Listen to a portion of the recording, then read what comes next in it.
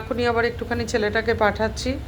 Extra রুটি রয়েছে ক্যাসারোলে, হ্যাঁ, নিচে কুকুর রয়েছে, ওরা খেয়ে নেবে। ওটা আবার রেখে দিচ্ছিস কেন?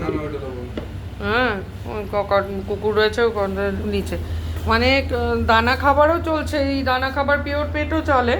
হ্যাঁ, এই যে এখন আবার যাবে, আবারও দিতে যাবে। হ্যাঁ, দানাও রয়েছে। আর তোমাদের একটু দেখাই, সবাই তো নিজেদের খাবারও দেখায়, আমি একটুখানি কুকুর বিড়ালের খাবারও দেখাই। একটু ছাট মাংস নিয়ে আসা হয়, দেখাই তোমাদেরকে। এই দেখো, এগুলো এগুলো হচ্ছে তোমাদের সেই ছাট মাংস। একটু ছাট মাংসও থাকে, কারণ ওরা কিন্তু আর যাই হোক কাঁচাটা খেতে ভালোবাসে। হ্যাঁ, এই হলো তোমাদের ছাট মাংস, আর এই হলো গিয়ে ভালো মাংস, ঠিক আছে? এই হলো গিয়ে ভালো মাংস। সবাই হয়তো বলবে যে রান্না করে দাও না কেন। আমার কিন্তু এইখানের যে কুকুরেরা রয়েছে, ঠিক আছে, সবাই কিন্তু কাঁচা মাংস খেয়ে অভ্যাস, সবাই কাঁচা মাংস খায়।